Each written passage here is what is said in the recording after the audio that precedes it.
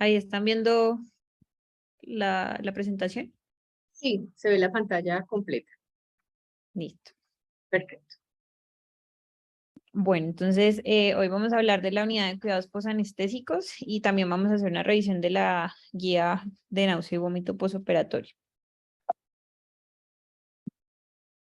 Entonces, bueno, la unidad de cuidados posanestésicos se va a crear porque se reconoce que una gran parte de las muertes que suceden inmediatamente después de la anestesia y la cirugía se podían evitar teniendo una adecuada observación y monitorización de los pacientes.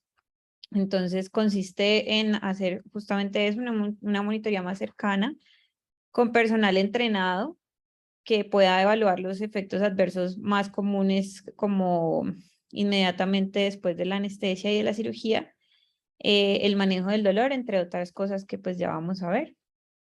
El traslado de la sala hacia la unidad de cuidados anestésicos debe realizarse por personal que esté entrenado en anestesia. Ya vamos a ver como cuáles son los requisitos, usualmente acompañado de algún auxiliar o pues otra persona que apoye ahí el traslado.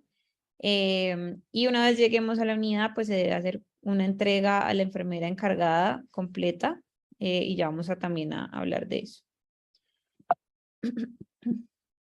Entonces, bueno, respecto al diseño de cómo debe ser una unidad de cuidados posanestésicos, se recomienda o se necesita que esté cerca a las salas de cirugía o a los lugares de procedimientos, ya sea pues porque en las instituciones de salud se tienen diferentes como unidades satélite donde también se brinda anestesia, como lo son las resonancias, como la hemodinamia, como es endoscopia. Entonces, tiene que estar cerca a cualquiera de estos sitios donde se está brindando pues un acto anestésico. Ojalá que sea en toda la mitad del piso quirúrgico en caso de que se requiera volver a meter al paciente de urgencia pues a salas nuevamente. El diseño tiene que ser abierto para que se pueda ver de manera simultánea múltiples pacientes, o sea, que sea como, sí, de visualmente como abierto. Se recomienda que haya 1.5 camas por cada sala de cirugía.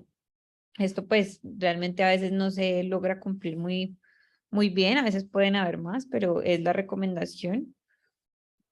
Se recomienda que cada espacio o cubículo pues de la cama del paciente sea lo suficientemente amplio para que quepan bombas de infusión si se requieren, ventiladores, aparatos de imágenes como endoscopia, como ultrasonografía. Entonces, que haya un buen espacio para poder atender al paciente en caso de que ocurra una urgencia y pues requiramos cualquiera de estos implementos. Y también debe tener múltiples tomas de corriente, al menos una que sea pues como un backup en caso de que haya un corte de la energía. También debe tener toma de oxígeno y de succión. Respecto a los equipos que deben estar presentes en una unidad de cuidados posanestésicos, entonces, en cuanto a monitoría básica, tenemos que tener sí o sí saturación parcial de oxígeno, oximetría, un electrocardiograma, que puede ser de una sola derivada, pero pues debe haber un electrocardiograma, y presión arterial no invasiva son los mandatorios en todos los pacientes. Adicionalmente, pues se tiene que tener también la facilidad de poder monitorizar la presión intraarterial o mediciones de arteria pulmonar, de valores de catéter venoso central, de presión intracraneal en caso pues que el paciente lo requiera. Deben haber mantas de calefacción, ya vamos a ver pues por qué una de las complicaciones más comunes en la unidad de cuidados posanestésicos es la hipotermia y el temblor. Debe haber un equipo de vía aérea de emergencia básico y avanzado y esto debe ser aparte del que esté en salas. También un equipo de vía aérea difícil con todos los dispositivos pues que ya revisamos en las exposiciones pasadas, también que sea exclusivo de la unidad de cuidados posanestésicos, un carro de paro también que sea completo con medicamentos, con desfibrilador, con opción de marcapasos transcutáneo, todo aparte del de salas. Y se recomienda que también haya disponibilidad de ultrasonido, pues por lo que ya vemos que cada vez pues es como un punto de cuidado a tener en cuenta con el que podemos diagnosticar complicaciones tempranas. Pues entre esas serían, como lo mencionamos ahorita justamente, pues como la vía aérea, podemos evaluar el estado hemodinámico, podemos evaluar el volumen vesical, entre otras cosas.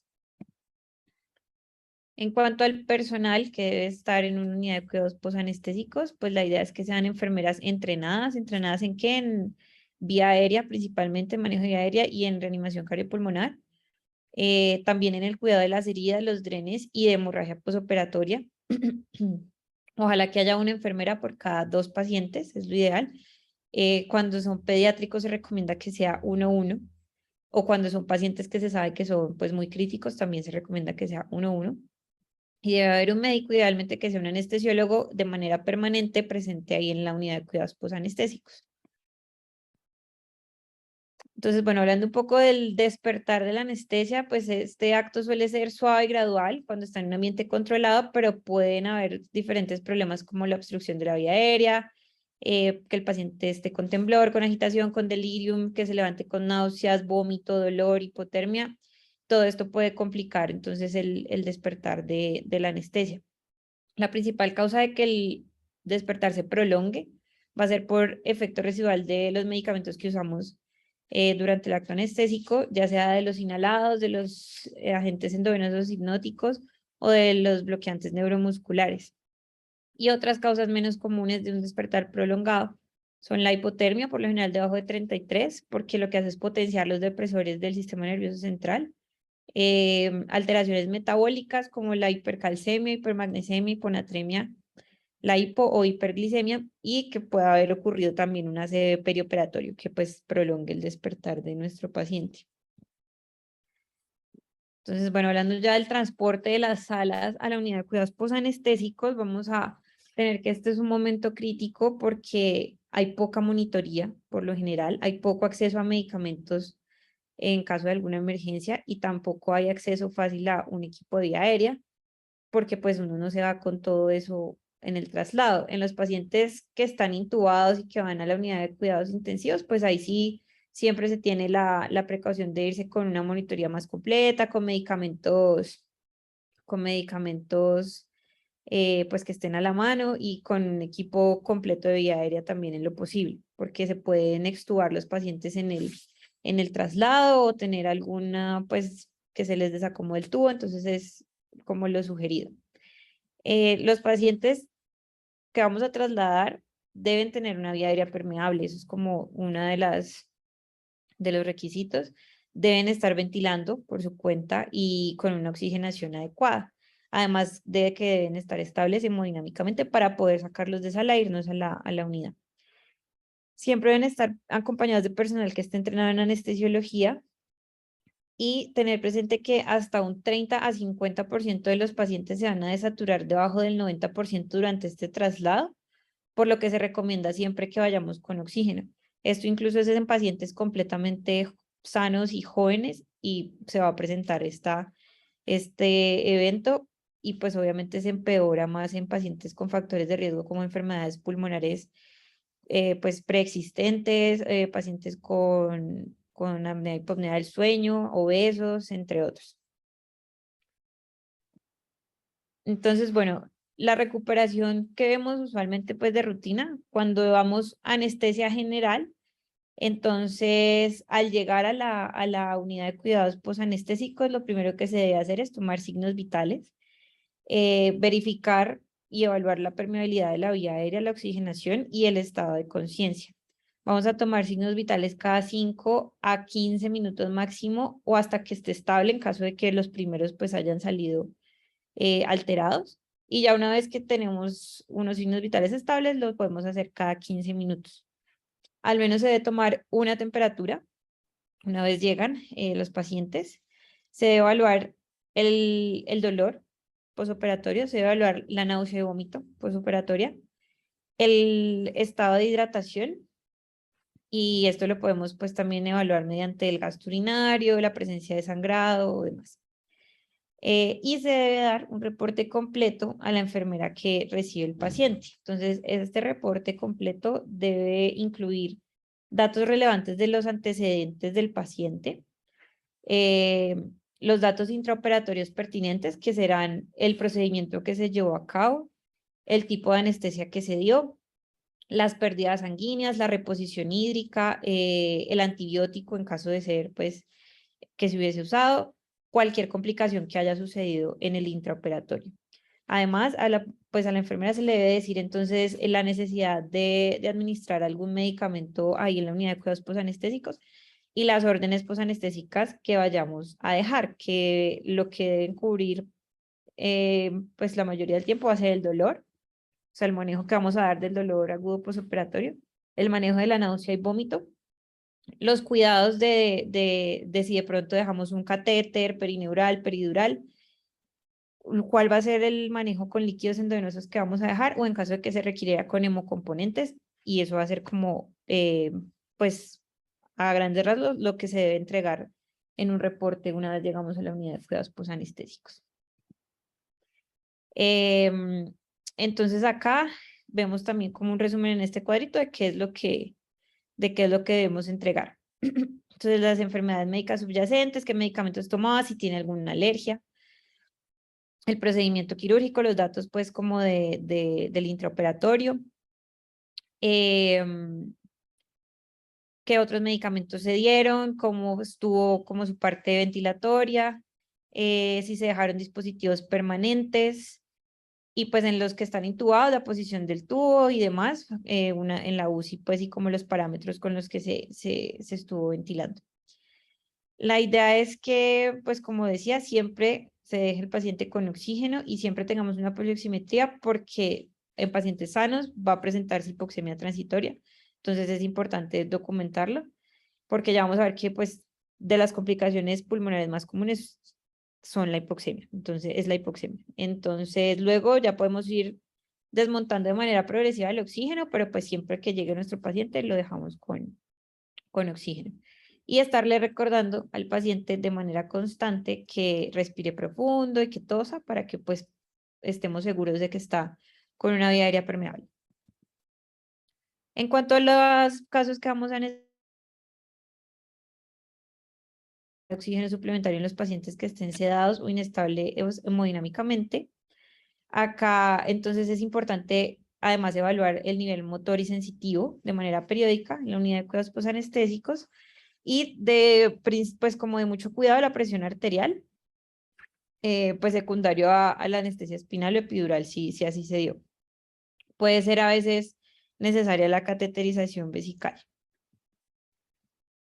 Entonces, bueno, hablando un poco del control del dolor en la unidad de cuidados posanestésicos, vamos a tener que la analgesia multimodal va a ser el método de preferencia y si es posible que tengamos métodos ahorradores de opioide. Si se usa opioide, lo vamos a usar a dosis pequeñas y lo vamos a hacer titulando. Podemos hacerlo con hidromorfona o morfina, son los dos más usados, pues opioides potentes al momento de titular en el dolor agudo postoperatorio. Lo ideal es mezclar también técnicas que incluyan bloqueos nerviosos, ya sean single shot o infiltración de heridas o infusiones de lidocaínas, analgesia peridural continua o perineural. Entonces, pues siempre buscando como dar esa analgesia multimodal. Y la analgesia controlada por paciente en los pacientes que sepamos que se van a quedar más tiempo y que estén bien despiertos, que pues es uno de los criterios para poderla poner.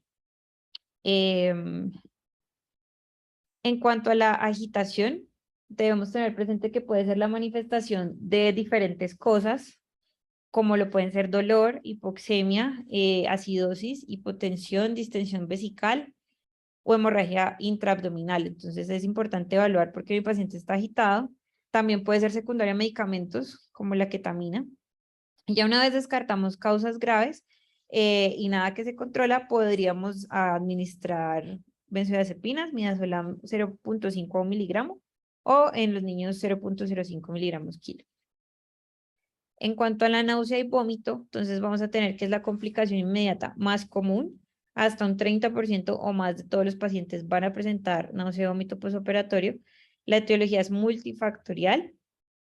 También tener siempre en mente que puede ser un síntoma como primario de hipotensión y que a veces los pacientes llegan con una hipotensión enmascarada, entonces pues esto también puede alertarnos de que el paciente va a presentar una caída en su presión arterial Igual pues ya vamos a revisar puntualmente en la guía todo este tema de náusea y vómito.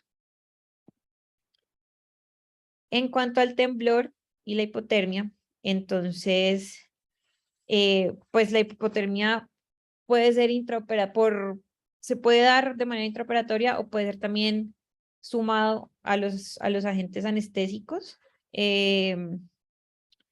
Entonces, pues lo que causan los efectos anestésicos en general es una vasodilatación que hace que la distribución del calor se vea alterada. Entonces, el temblor va a ser una respuesta del cuerpo para tratar de aumentar la temperatura. Entonces, pues sí, va a ser una redistribución del calor desde el centro a la periferia. Las causas, pues, que contribuyen a la hipotermia van a ser que las salas por lo general tienen un ambiente muy frío, que a veces los pacientes tienen unas heridas muy grandes expuestas por las cuales se pierde mucho calor. La administración de líquidos endovenosos que no estén tibios o de gases que no estén humidificados pueden ser algunas de las causas que contribuyen, pues, a la hipotermia. El temblor puede llegar a ser tan intenso que cause incluso hipertermia.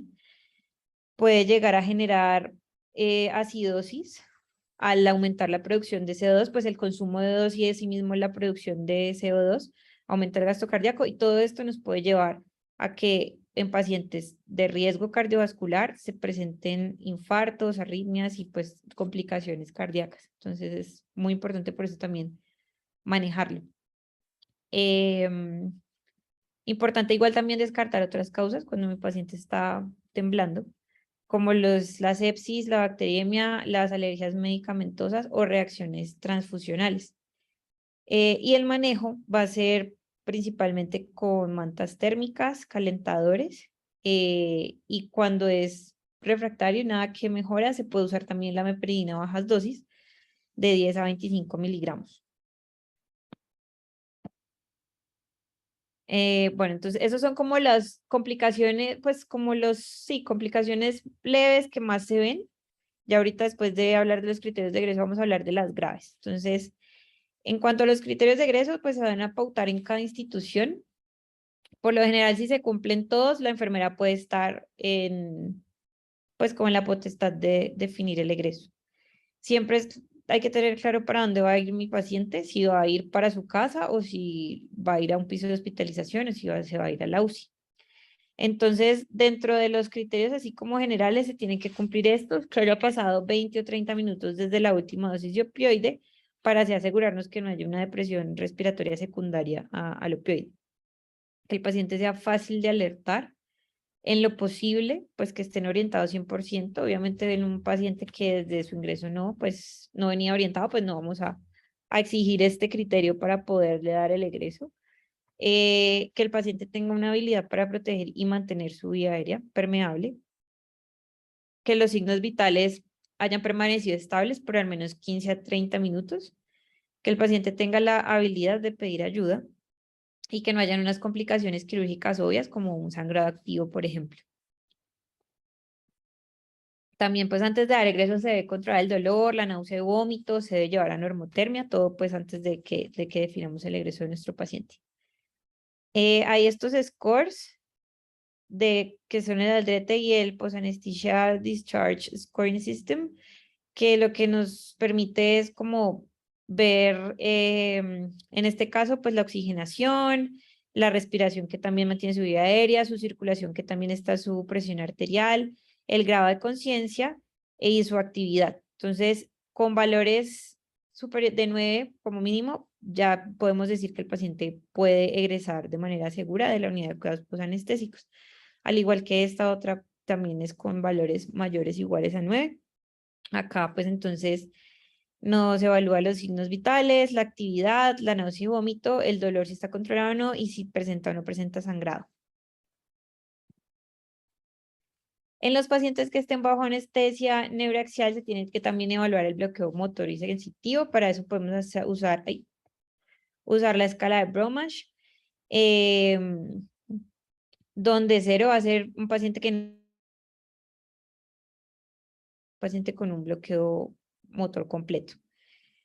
Los pacientes que salen cumpliendo todos los criterios, o sea, que salen de la sala de cirugía cumpliendo de una vez como todos estos criterios, podrían saltarse la primera fase de la unidad de cuidados postoperatorios y pasar a la segunda fase de recuperación.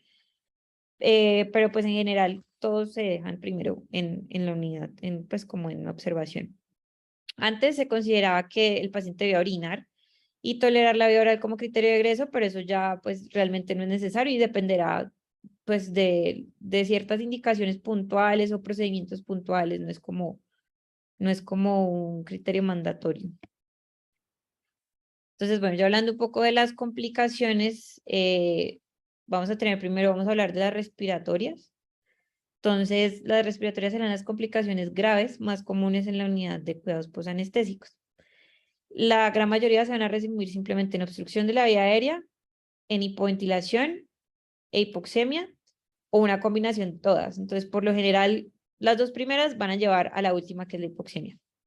Entonces, hablando primero de la obstrucción de la vía aérea, digamos que va a ser más predominante en pacientes con síndrome de apnea y hipopnea del sueño y sucede básicamente cuando el paciente aún está como muy dormido y demás y pues hay un colapso de la lengua y de los tejidos blandos que genera obstrucción.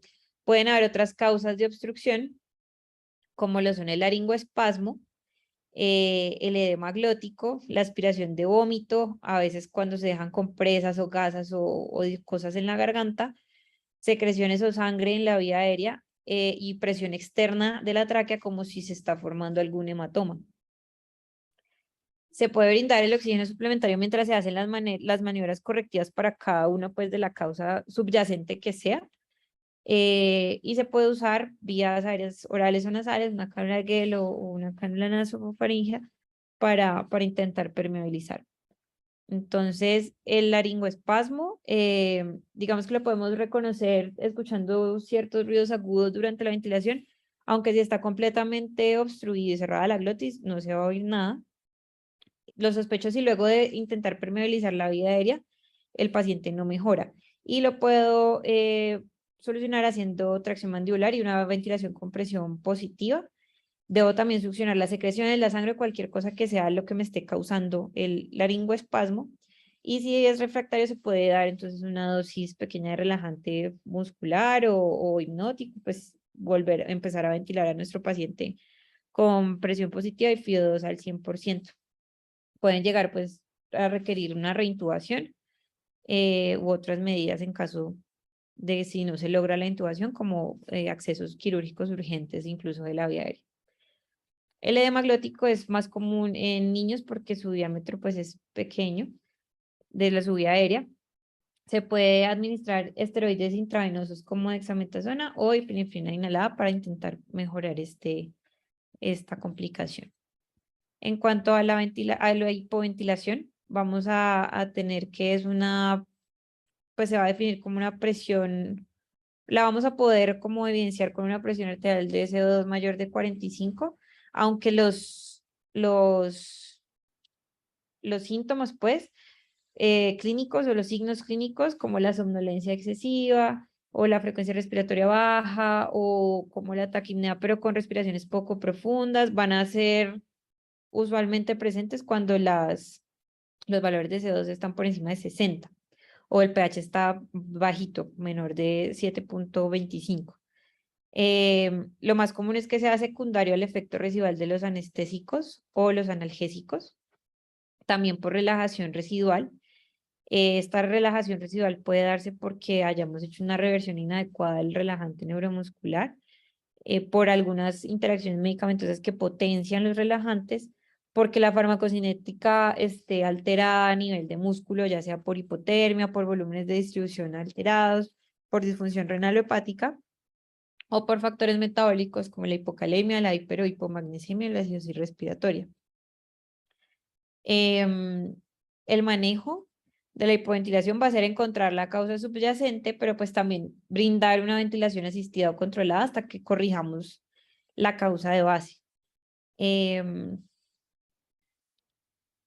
Y bueno, también tener en cuenta acá en la hipoventilación que otras causas que pueden llevarnos a esto, pues el dolor incisional, La disfunción diafragmática que se da secundaria a la cirugía de abdomen superior, también cirugías torácicas, fajas que a veces dejan indicados cirujanos o demás que pues hacen que no sea fácil para el paciente respirar profundo y tener una mecánica ventilatoria adecuada.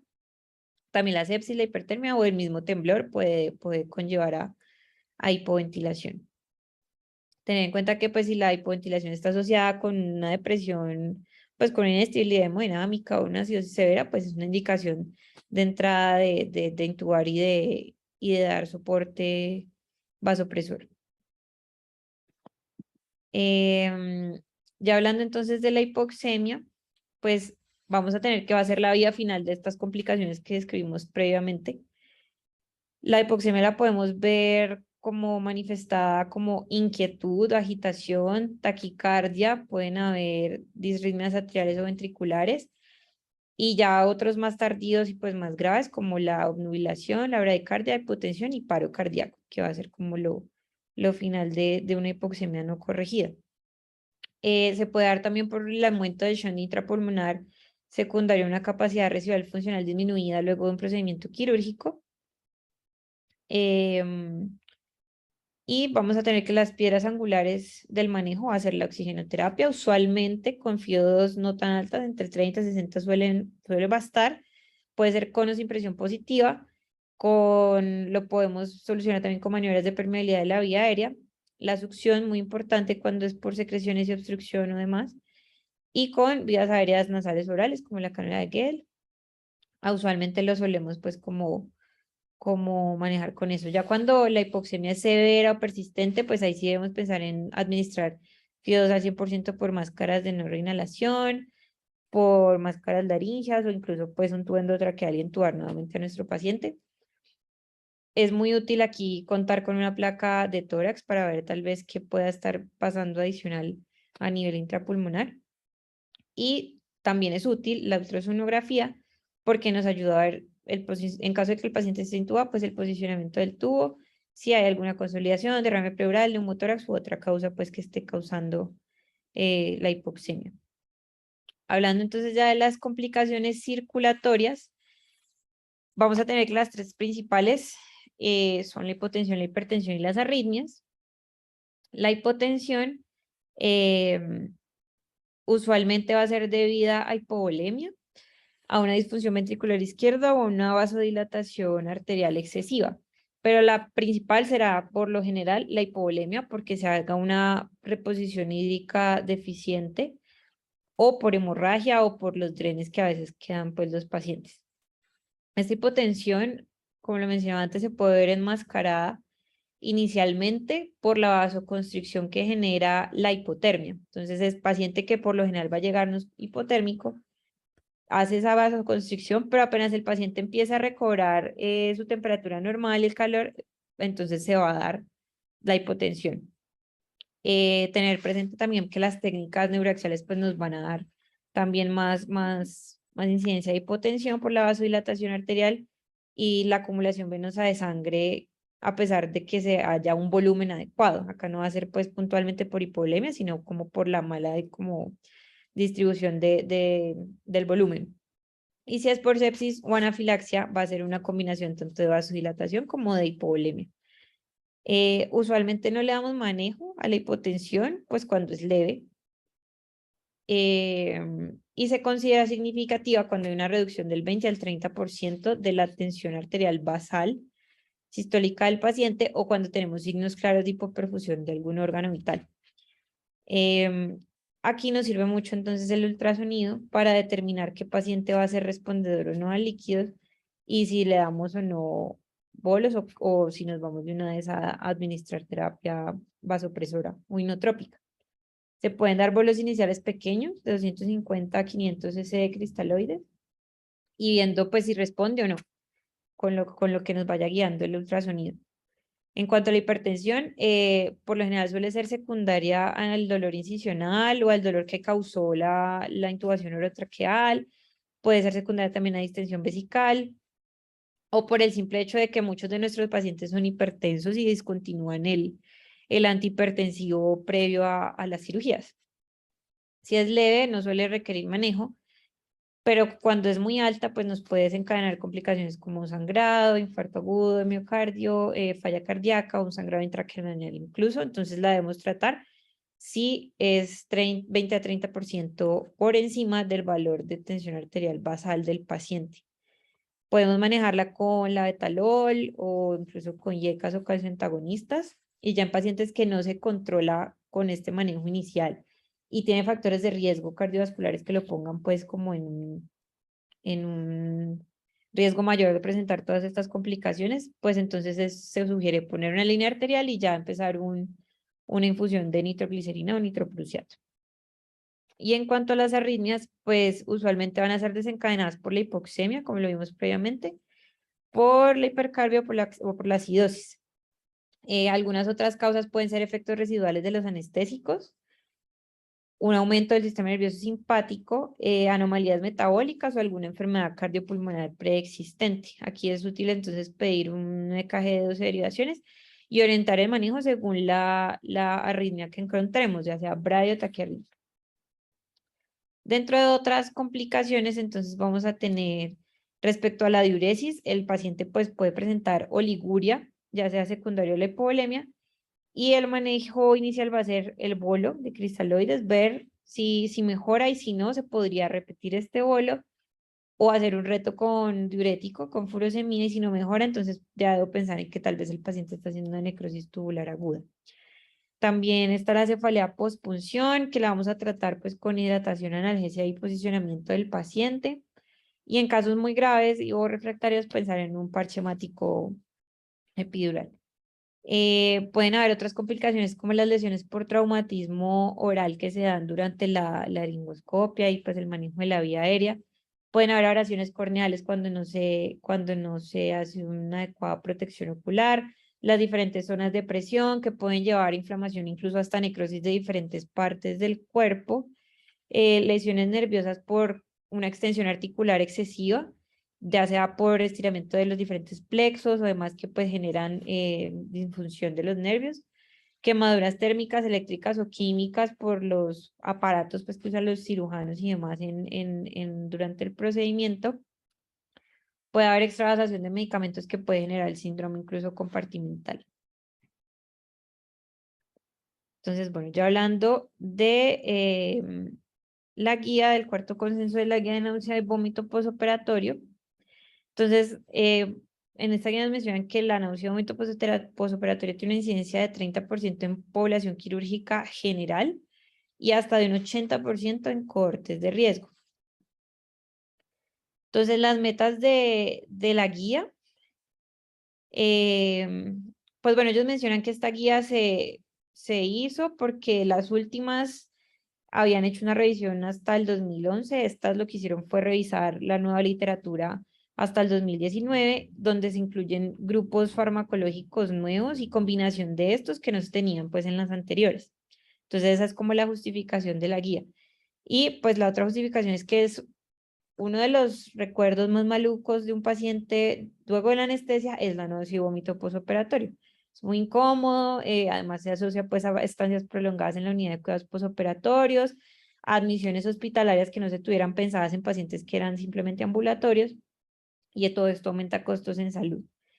Las metas de la guía entonces son identificar los predictores confiables de náusea y vómito posoperatorio en adultos y de vómito posoperatorio en niños, establecer las intervenciones que reduzcan el riesgo basal de náusea y vómito posoperatorio, evaluar la eficacia de los antieméticos de manera individual y en combinación para la profilaxis, incluyendo incluso medidas no farmacológicas, comprobar la eficacia del tratamiento de náusea y vómito posoperatorio y náusea y vómito posegreso con o sin profilaxis previa, determinar cuáles son las dosis y tiempos óptimos de la profilaxis antiemética, evaluar cuál es la costo-efectividad de estas estrategias que se tienen, crear un algoritmo que resuma como tanto la estratificación de riesgo, la reducción, la profilaxis y el manejo, y proponer una agenda de cuáles son los estudios a futuro que se deben realizar.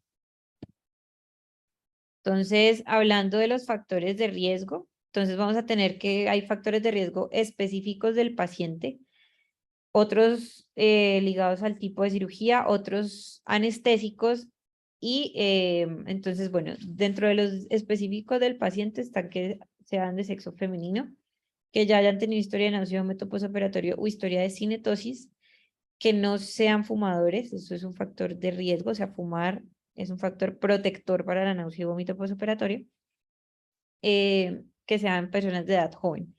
En cuanto a los tipos de cirugía, la cirugía laparoscópica, la bariátrica, la ginecológica y la colecistectomía muestran mayor incidencia de náusea y vómito postoperatorio. En cuanto a los factores anestésicos de riesgo, entonces tendremos que los anestésicos volátiles van a ser un factor de riesgo. Esto va a ser además dosis dependiente y va a ser más marcado en las primeras 2 a 6 horas post cirugía. El uso de óxido nitroso mayor a 1 hora también va a ser un factor de riesgo y los opioides postoperatorios que también van a tener un efecto dosis dependiente este factor de riesgo dura del tiempo que se esté usando el opioide.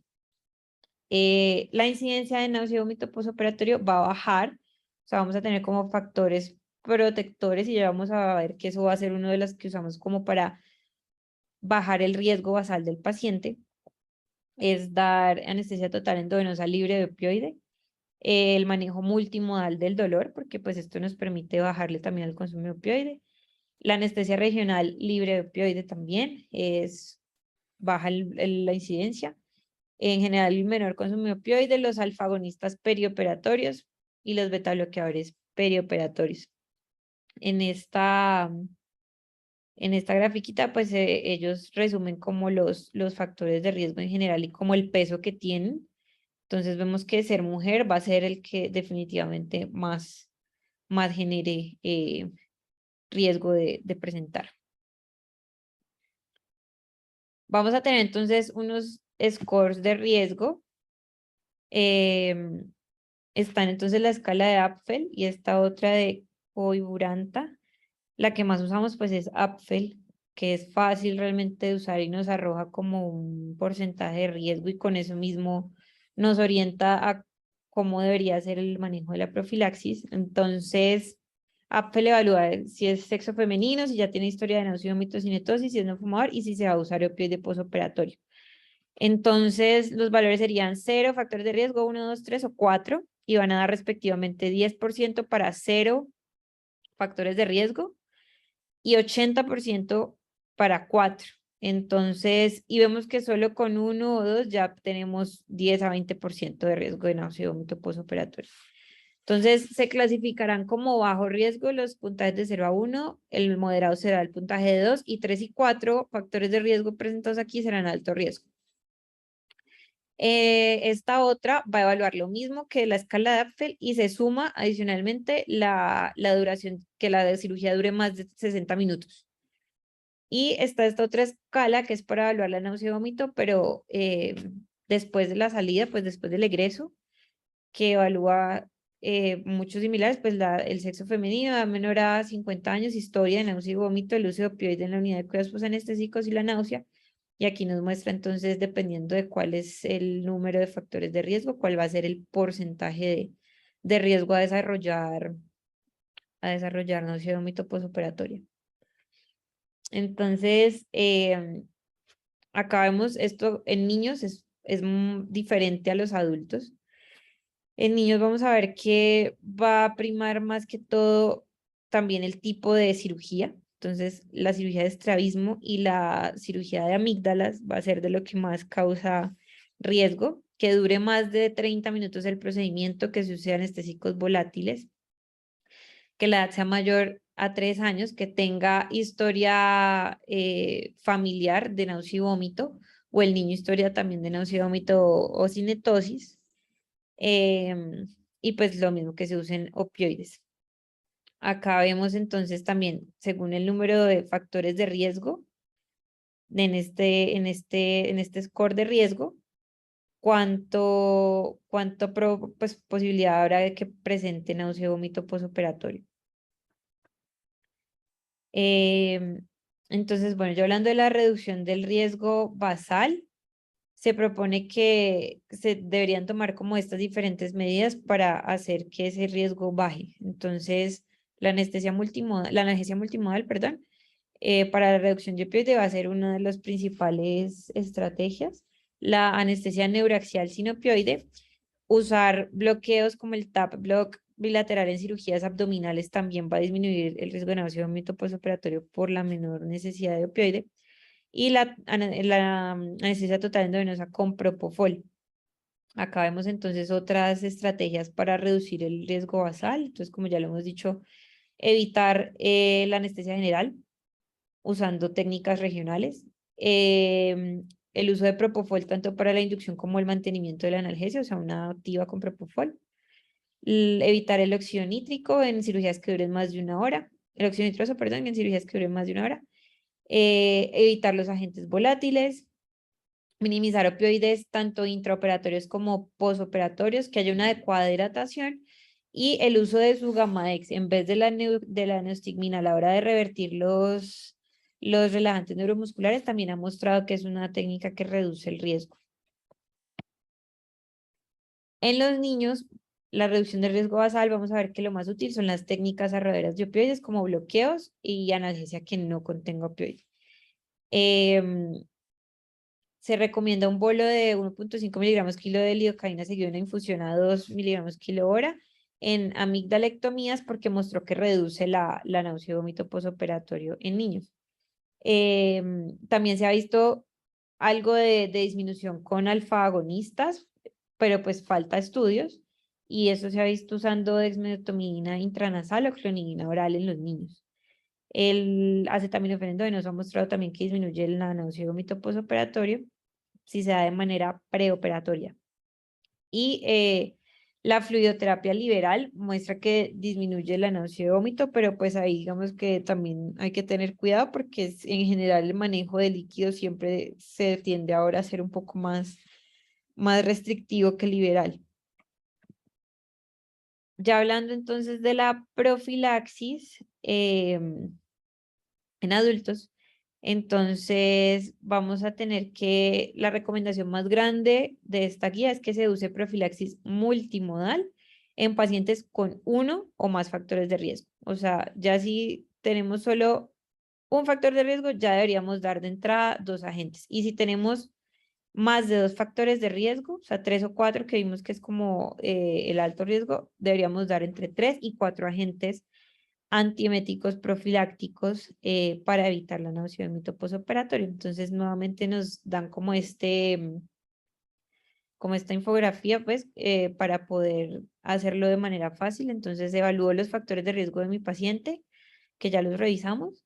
Vemos qué estrategias puedo usar para mitigar ese riesgo basal y las uso en lo posible. Y luego estratifico el riesgo con la escala de Apfel, está bien. Entonces aquí ya él nos orienta y nos da las diferentes opciones que tengo de grupos farmacológicos que tengo para dar esta profilaxis. Por último, dejan el tratamiento de rescate ya en pacientes que, a pesar de la profilaxis, definitivamente presentan náusea y vómito postoperatorio, o en pacientes que no se alcanzó o no se pudo dar la profilaxis por alguna otra razón y están pues con la náusea y vómito postoperatorio. Y en esta tabla nos muestra, ya vamos a hablar pues un poco más como de cada grupo. En esta tabla nos muestran en general todos los medicamentos que se han estudiado en esta guía y con los que se cuenta con sus dosis para la profilaxis y el momento en el que se deben dar. Entonces, pues muchos de estos no los tenemos acá en Colombia, no los usamos, pero dentro de los que sí, entonces tenemos la dexametasona, que se da a dosis de 4 a 8 miligramos endovenosos, el momento de darlo es en la inducción. Tenemos dimenhidrinato, que es a 1 miligramo kilo endovenoso, aquí no especifican en qué momento se da. Tenemos el ondansetron, la dosis es 4 miligramos endovenosos y se da al final de la cirugía. Tenemos el haloperidol a dosis de 0.5 a menos de máximo pues 2 miligramos endovenoso. Aquí no especifican, pero pues más adelante veremos que en la guía proponen que al parecer como que no hay diferencia en cualquier momento, ya sea la inducción, durante o antes de que la cirugía finalice.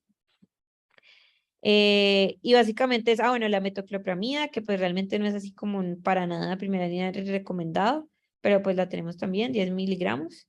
Y ya, básicamente esos son los que tenemos en nuestro repertorio. Entonces, listo, ya hablando, pues vamos a hablar un poquito. Entonces, tendremos los agonistas de receptores 5-HT3. Acá el más estudiado es el ondansetron y es el gold estándar en el manejo de la náusea y vómito posoperatoria. Se usan dosis de 4 a 8 miligramos, no, 4 miligramos endovenosos y 8 miligramos orales.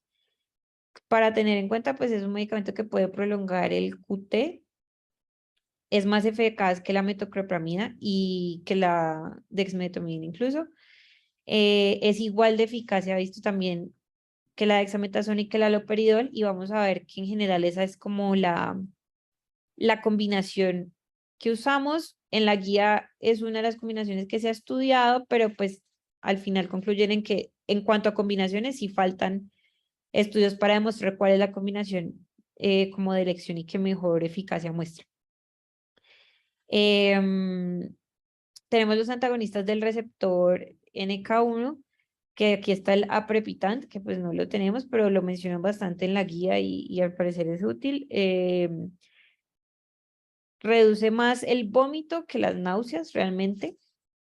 Tenemos los corticoides.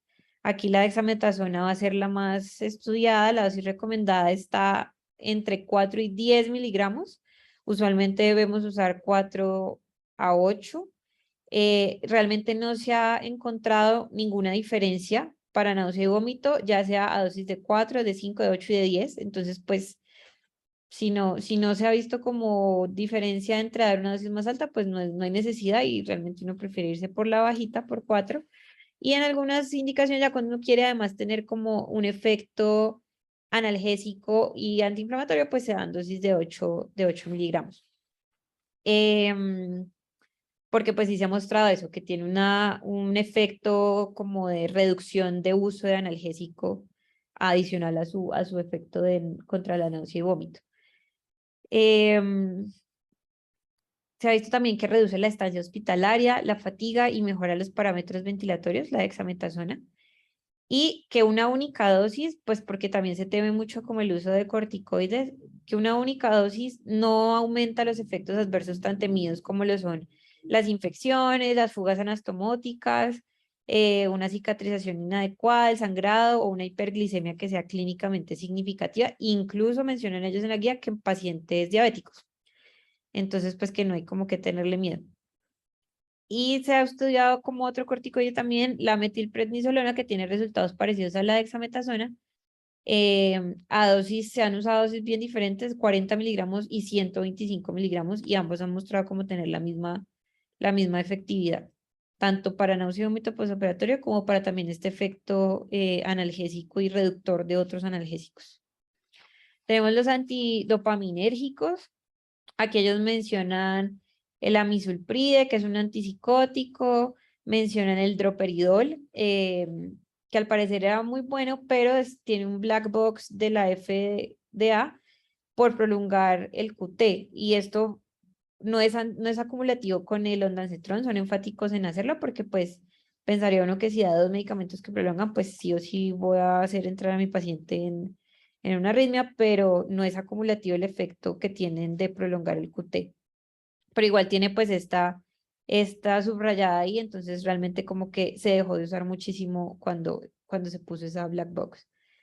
La dosis del droperidol es de 0.25 a 1.25 miligramos, se prefiere la dosis más bajita. El haloperidol, aquí está también en el grupo de los antidopaminérgicos, que si lo tenemos y si lo usamos, se usa de manera off-label. Y como lo vimos, pues a dosis de 0.5 a 2 miligramos máximo. Pues lo que les decía que no está claro en la guía en qué momento ponerlo, como que no muestra diferencia. Se puede incluso usar en la unidad de cuidados posanestésicos cuando ya está instaurado la náusea y vómito posoperatoria. Y parece ser que no es inferior al ondansetron, que ya vimos que es el gol estándar, pero pues lo que sí es que va a causar más sedación. Entonces, pues igual sigue siendo la primera línea, el ondansetron, si no se dio, porque definitivamente también son muy como enfáticos en la guía en decir que no sirve repetir la dosis si ya la dimos, al menos no en las primeras 6 horas. Aquí en los antidopaminérgicos también está la metoclopramida. que la damos a dosis de 10 miligramos, pero pues no es que sea realmente tan buen antiemético, en cambio sí tiene un riesgo alto de síntomas extrapiramidales. Lo usamos solo si definitivamente no hay disponibilidad de otros antidopaminérgicos, es la recomendación de la guía. Los antihistamínicos, pues parece ser que el dimenhidrinato es útil, pero no se ha esclarecido ni qué dosis, ni en qué momento darse, ni cuál es su perfil de efectos adversos. Entonces, pues realmente como que la guía no se compromete con el dimenhidrinato. La difenhidramina la recomiendan a dosis de 50 miligramos y reportan solamente 2 estudios de betahistina junto con ondansetron, que al parecer es útil, pero tampoco dan una dosis pues clara. En cuanto a los anticolinérgicos, está la escopolamina transdérmica, que es efectiva para la náusea y vómito postoperatorio. Empieza a actuar de 2 a 4 horas después de ponerse, entonces lo sugieren que se ponga antes o la noche anterior de la cirugía. Pero pues puede dar efectos adversos como alteraciones visuales, boca seca, mareo. Y hay otros antieméticos que se proponen como la gabapentina, 600 a 800 miligramos, 1 o 2 horas antes de cirugía. El midazolam se ha visto que también reduce la náusea y vómito postoperatorio a dosis de 2 miligramos 30 minutos antes del fin de la cirugía, pero pues esto hace que los pacientes salgan muy sedados, entonces no se recomienda tampoco. Y la efedrina también se ha visto que tiene cierto efecto en náusea y vómito postoperatorio. La guía menciona también la profilaxis no farmacológica y lo que al parecer ha mostrado tener más evidencia y estudios es la estimulación del punto de acupuntura PC6. Ha mostrado que puede ser incluso igual que muchos medicamentos como la dexametasona, el ondansetron, el droperidol y la metoclopramida y que cuando se combinan pues hay incluso mucha más efectividad contra la náusea y vómito postoperatorio. También la profilaxis no farmacológica está la hidratación, entonces mantener un estado de urolemia baja, la náusea y vómito postoperatorio, entonces ellos por eso recomiendan como la fluidoterapia un poco más liberal. Se propone la aromaterapia también, pero no tiene como evidencia todavía muy clara. Jengibre, mencionan también el oxígeno suplementario eh, y el chicle que están estudiándolo. Entonces, ya en cuanto a la combinación de terapias, digamos que es lo recomendado actualmente y soportado en la literatura. Entonces, dar una profilaxis con diferentes antieméticos que me cubran diferentes sitios de acción. La piedra angular va a ser la dexametasona con un agonista de receptores 5-HT3, usualmente el ondansetron. Entonces, casi que de entrada a todos nuestros pacientes deberíamos brindarles esta combinación con la que vamos a intentar bajar pues lo que más se pueda el riesgo de náusea y vómito postoperatorio. No hay una combinación exacta o preferida, pero lo seguro, como ya lo vimos, es que se deben combinar clases farmacológicas y que respecto a la costo-efectividad sí se requieren más estudios. En cuanto a la profilaxis en niños, entonces vamos a tener que lo que tiene más evidencia van a ser los antagonistas de 5-HT3 en combinación con corticoides. Uno puede abstenerse de darle profilaxis a un niño si su riesgo basal es extremadamente bajo, o sea, 0, en general va a ser, y si la cirugía dura menos de 30 minutos. Pero ya vimos que pues en la infografía de los niños, si dura más de 30 minutos ya es un factor de riesgo, o sea que deberíamos de entrar con 2. Acá vemos la dosis de los antieméticos más usados en profilaxis en niños, entonces la dexametasona, 150 microgramos kilo, máximo 5. El ondansetron, 50 a 100 microgramos kilo, máximo 4 miligramos.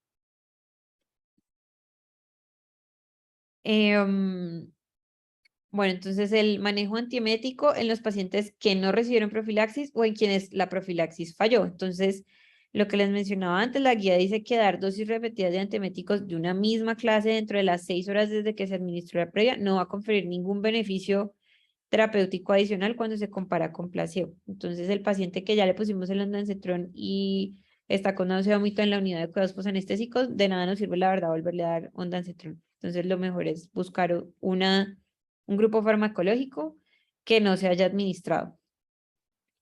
Se pueden repetir la dosis y el ondansetron si ha pasado más de 6 horas, ahí sí tiene pues cierta utilidad. En los que no recibieron la profilaxis y están ya con la náusea y vómito instaurada, entonces la primera línea va a ser el ondansetron. Podríamos pensar también la opción de combinar, ya sea con dexametasona, haloperidol, midazolam, en caso de que no haya recibido profilaxis. Y la aromaterapia con alcohol isopropílico parece que disminuye las náuseas, más no el vómito.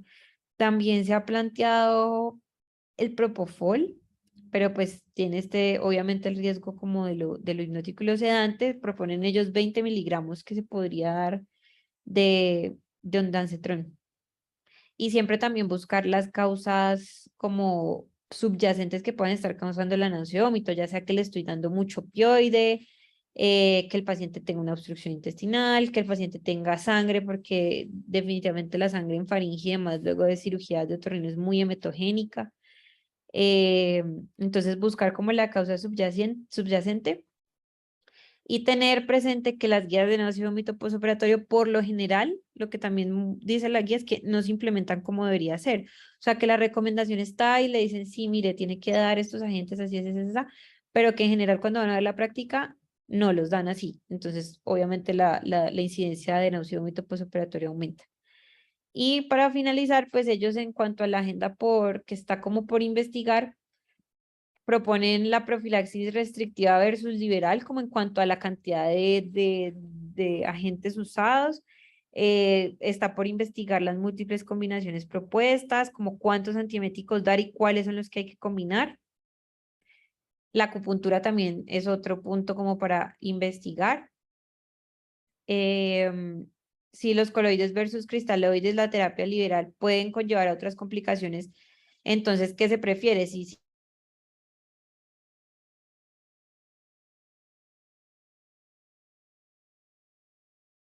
No te escuchamos, Valeria.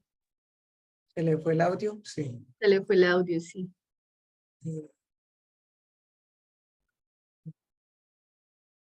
Veremos a ver si se Valeria. conecta.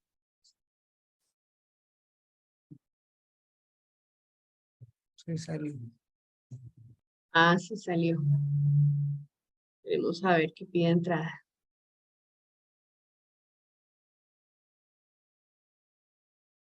¿Ya que no se ha dado cuenta que se salió? Ya le escribimos. Vale, vale, David, gracias. Ya la estoy llamando, doctora. Vale.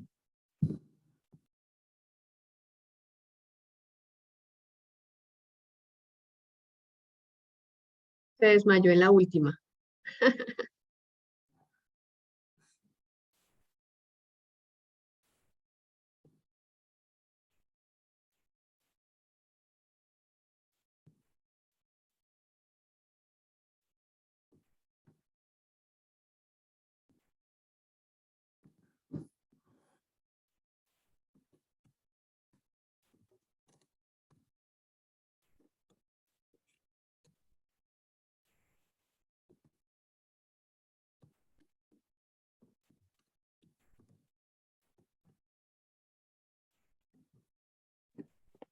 Doctora, que ya se vuelve a conectar, que se le cayó como el internet, entonces está conectando el computador al celular. Ah, ok, ok. Démosle una esperita entonces. Igual ya casi terminamos.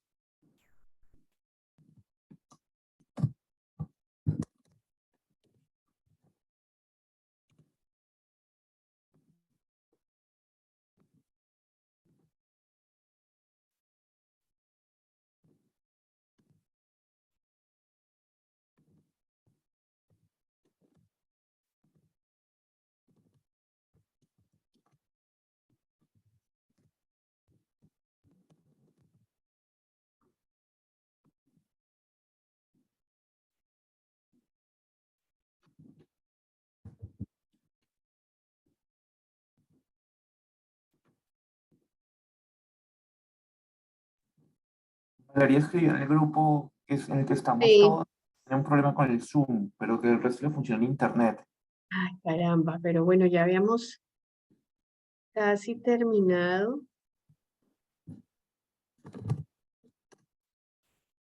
Voy a escribirle que reintente la conexión unos minutos más, a ver.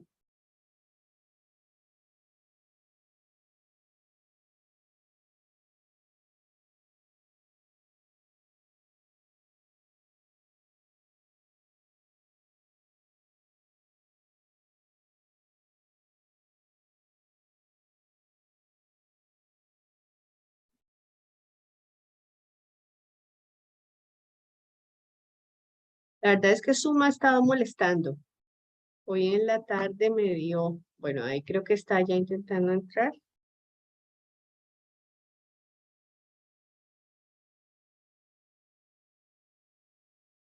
Listo.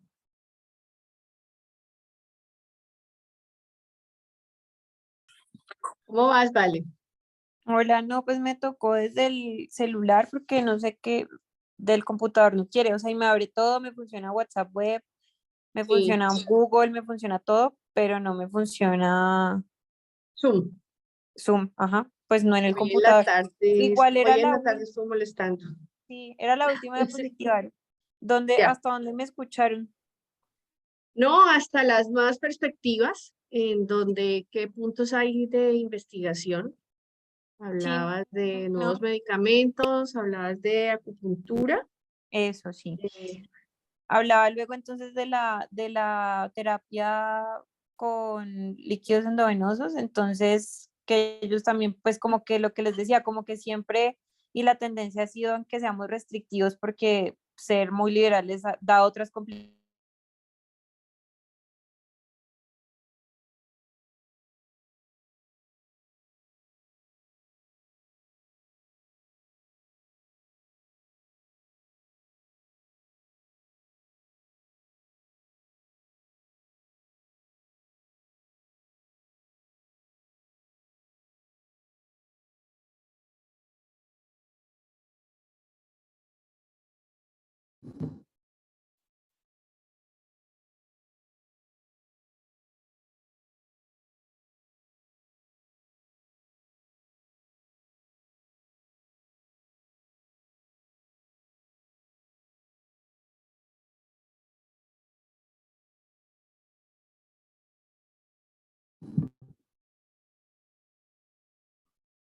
Creo que que eso se desconectó, ¿cierto? A todos. Hola, Sí. ¿ya? No sé qué le pasa a mi Zoom. Aló, Sí, yo te yo te escucho. escucho. Hola. Te ¿Sí? escuchamos, Valeria. Sí, sí, ahorita sí volviste. Te Ay, estaba no. diciendo precisamente que es que Zoom está molestando. A mí también se me acaba de caer la Sí. conexión. Me sacó de la reunión. Qué raro, sí, porque no es del internet, porque todo lo No, no, demás el funciona internet está bien. bien. El internet Ajá, está bien. Algo es está pasando. Zoom. Pero bueno, no sé, creo que habías terminado ya. Sí, pues lo último que les contaba era sobre la epigenética y ya, que era como la última línea que Ah, ellos recomendaban estudiar. bueno, eso está un poquito más lejano. Pues Sí, no sé, doctor Cañas, que nos quiere retroalimentar. No, Ha pues ido como dos aspectos, enriquecernos Valeria, con su bien, experiencia. ¿Usted qué ok, tanto bien, ha visto? bueno, bien la presentación, Valeria. Dos aspectos a resaltar. Usted sabe, pues son frecuentes los estudios de asa cerrada para ver la morbilidad en anestesia. Clásicos los de Estados Unidos, y aquí en Colombia se ha tratado de implementar, y se ha mostrado que accidentes en anestesia, mortalidad en anestesia, el 75% de las unidades de recuperación posanestésica, o sea, es el sitio crítico para nosotros en la prestación de anestesiología. Contrariamente nos preparamos en vía aérea, contrariamente nos preparamos pues en identificación de pacientes a riesgo, pero en la unidad de recuperación posanestésica siguen presentándose las mortalidades en anestesia. Las normas mínimas de seguridad en anestesia pues hacen mucho hincapié en ese aspecto, porque esto es multifactorial, o sea, es desde el mismo recurso humano que hay en las unidades de recuperación posanestésica, el recurso tecnológico. Siempre se ha tratado de luchar de que haya en hospitales nivel 3 y 4 haya un anestesiólogo en la unidad de recuperación. Ustedes van a ver que eso no se cumple, muchas veces pues quedan con médicos generales entrenados. La escala de Aldrete, pues usted lo menciona, existen varias escalas, pero pues la escala de Aldrete sigue siendo la escala pues más utilizada. Y aquí lo que yo les digo, antes de que, o sea, el proceso de que un paciente salga del quirófano e ingrese a recuperación, amerita que mínimo su Aldrete sea de 8. Entonces, y dejarlo anotado en la historia clínica, o sea, en el registro de anestesia, paciente egresa sin dolor, sin náusea, sin vómito, y hacer su escala de Aldrete y hacer una entrega formal en la unidad de recuperación, pues, o sea, a quién se le entrega, cuáles son las indicaciones, lo que usted mostró en esa diapositiva.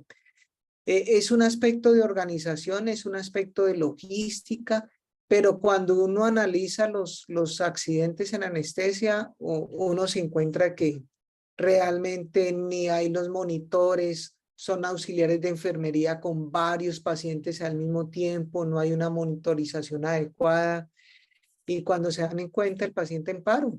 Entonces, igual cuánto tiempo llevaba en paro, y pues vienen todas estas tragedias que es lo que uno no espera en anestesia. Entonces, ustedes que están en este proceso formativo, por eso es importante los grupos de trabajo y los sitios de trabajo bien organizadas y tener la unidad de recuperación posanestésica lo más organizada posible. Ahí es donde nosotros estamos y hemos tenido a lo largo de los análisis en los últimos 5 años que ese es el sitio en este momento donde se nos presentan con mayor frecuencia los accidentes anestésicos. Entonces sale el paciente con un aldrete mínimo de sala de operaciones y se conduce obviamente a la unidad de recuperación anestésica. Este sería como mi comentario. Lo de náusea y vómito lo manejaste muy bien. Es otro aspecto que es fundamental. Esas serían mis anotaciones, doctora Claudia. Gracias. Gracias, doctor. De hecho, mis doctores, el doctor Cañas ha hecho parte mucho tiempo de los comités encargados de evaluar eventos adversos a nivel de CEPASDE, a nivel nacional, y ese dato que él nos aporta es importantísimo. La mayor parte de los eventos ocurren en la unidad de cuidado posanestésico. Así que regla clave número 1, que ya está demostrado que disminuye la morbimortalidad en cuidado posanestésico: nunca saquen su paciente con un aldred menor de 8 del quirófano. Lo llevan en aldred de 8, lo escriben en la historia clínica: entrego paciente en unidad de cuidado posanestésico, aldred 8, por tales y tales. E idealmente otra norma que tampoco se está cumpliendo, aparte de que no hay anestesiólogos la mayor parte de las veces en las unidades de cuidado posanestésico, es que no se llena el documento de salida. Ese documento de salida legalmente también debe ir firmado por un anestesiólogo, es decir, debe ser un anestesiólogo quien dé el alta del paciente de la unidad posanestésica hacia el piso o hacia su casa. Pero pues casi nunca ocurre, básicamente se da por la escasez de especialistas para asignar en esta área, con el agravante, como les dice el doctor, de que asigna muy pocas enfermeras y que en Colombia se le da tan poca importancia a la unidad de cuidado posanestésico que ustedes van a encontrar que en muchos sitios a las enfermeras que están en las unidades de cuidado posanestésico son las que ya se van a pensionar, las que ya están enfermitas y no se pueden mover y no corren. Es una cosa bastante típica, lo hemos visto en muchos hospitales del país. Entonces, a los que casi no se pueden mover, a los que ya están viejitos, los mandan a recuperación porque asumen que es el sitio más tranquilo, lo cual es totalmente falso. Es uno de los sitios más peligrosos para tener un paciente y allí es donde va a haber problemas. En cuanto a náusea y vómito posoperatorio, pues esa es la guía, está muy bien revisada, muy profundamente analizada para quedarse con básicamente lo que tiene evidencia suficiente: la dexametasona y el ondansetrón. La dexametasona al principio y el ondansetrón siempre al final de la cirugía, por cuestión de farmacocinética básicamente, de cómo se da. Entonces, si ustedes ponen el ondansetrón desde el principio, es posible que para cuando se termine la cirugía ya haya pasado el efecto antiemético y de todas maneras el paciente pues va a vomitar. Siempre combinar, siempre multimodal. Sabemos que estamos en la era de la restricción de líquidos y hemos hablado de los daños al glicocálix y de la sobrecarga hídrica, pero también seguimos sabiendo que una de las principales causas de náusea y vómito es la hipovolemia. Entonces, mucho cuidado con la hidratación de sus pacientes.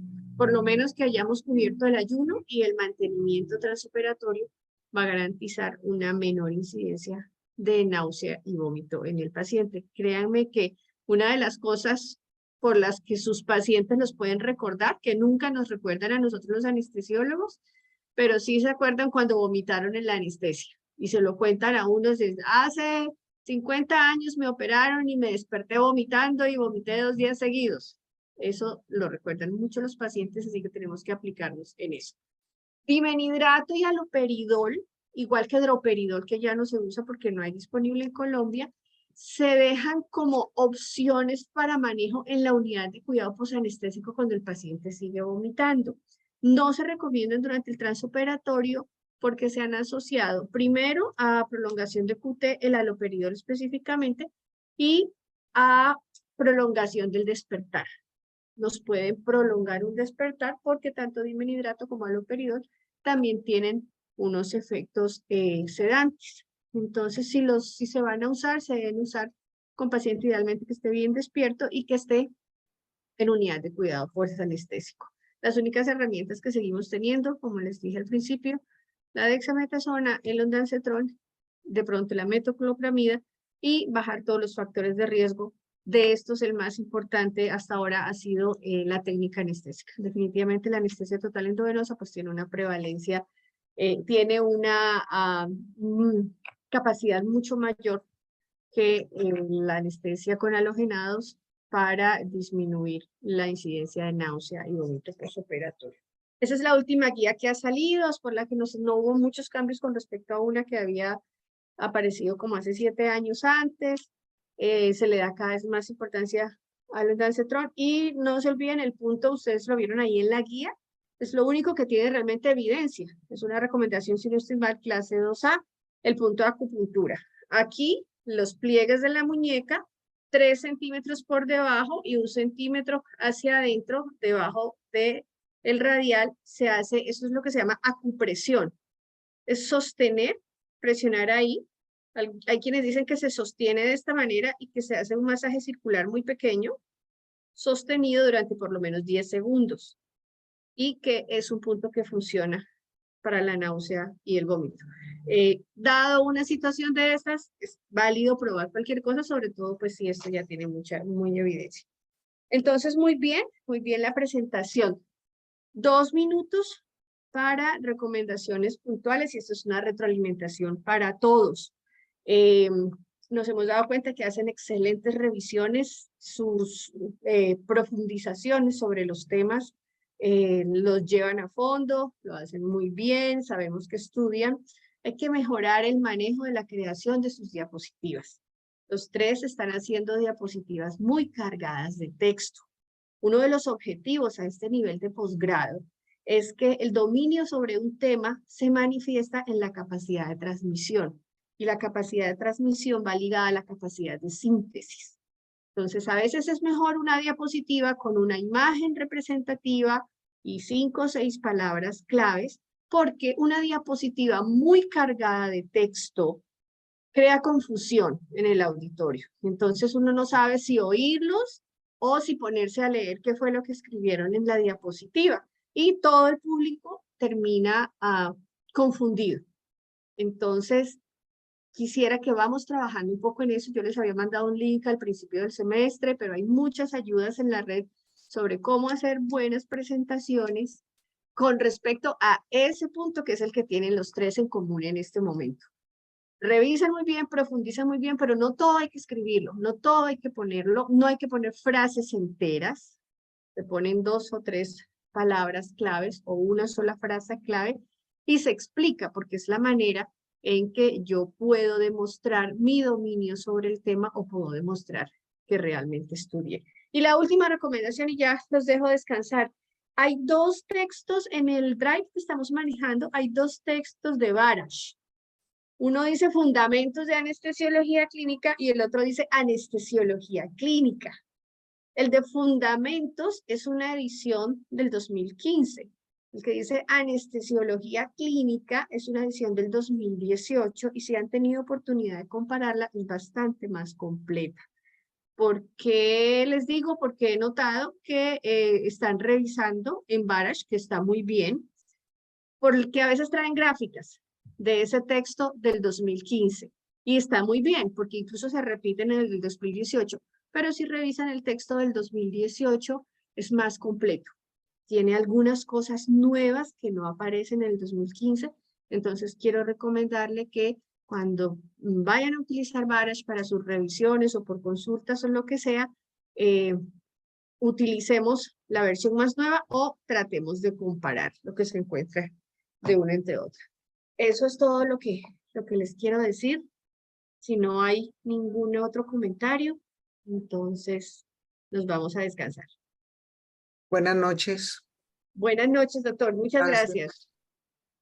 Chao. Gracias. Buenas noches, chicos. Que Chao, descansen. buenas noches. Hasta luego.